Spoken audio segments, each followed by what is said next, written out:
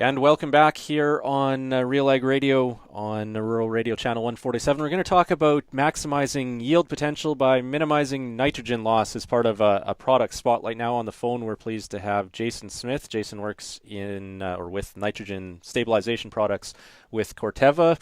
How are things today, Jason? Very good, Calvin. How about yourself? Doing well here too, and talking about nitrogen fertilizer plans heading into fall here from an agronomic, economic, even environmental perspective. We of course want to be as efficient as possible with our nitrogen. Overall, would you say that farmers we're actually losing more nitrogen than what we think when it comes to what happens to the fertilizer after we put it in the field?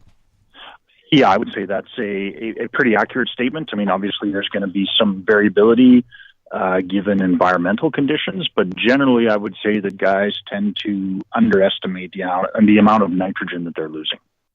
So what happens to that nitrogen? I know we've talked about this in the past, but it's always good to refresh ourselves on that nitrogen cycle and what happens to the fertilizer after we put it in the field.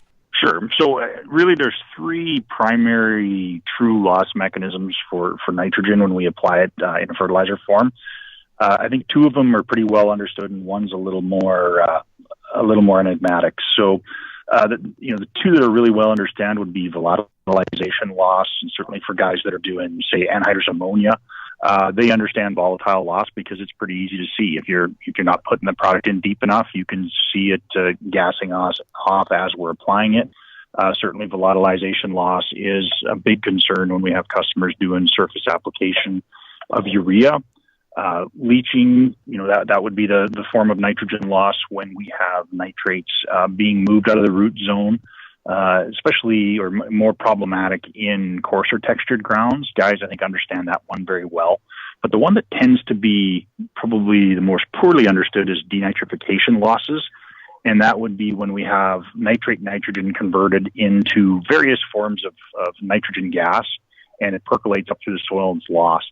Typically, that'll happen once we start to get at or beyond the field holding capacity. That's one that's really difficult to demonstrate, and like I said, one that's probably the poorest understood. Most of that loss is going to be in the form of nitrogen gas, but we do have some of that comes out as nitrous oxide, which is a concern from a greenhouse gas emission standpoint. So where do N-Serve and N-Trench nitrogen stabilizers come into the picture, and how do they work when it comes to minimizing those losses? So N-Trench and N-Serve are what are called nitrification inhibitors, and what they do is they inhibit the bacteria that do that conversion and really significantly slow down that conversion process. So when we have N-Serve and N-Trench applied with our nitrogen fertilizer, what will happen is that we'll have more of it kept, or more of it will stay in an ammonium form for a longer period of time. Again, the advantage of that ammonium form is that it's very plant available, but it's also very stable as well. And by stable, we mean that it stays where we put it and it isn't prone to loss. So, we don't have the potential for leaching loss, which would be the movement of nitrate nitrogen out of the root zone. And, in cases where we have groundwater or streams where we can have that moved into the water system. And from a denitrification loss standpoint, that means we don't have the nitrogen being lost as gaseous forms of nitrogen, straight nitrogen gas, but there is an amount of nitrous oxide, which would be lost in that denitrification process as well.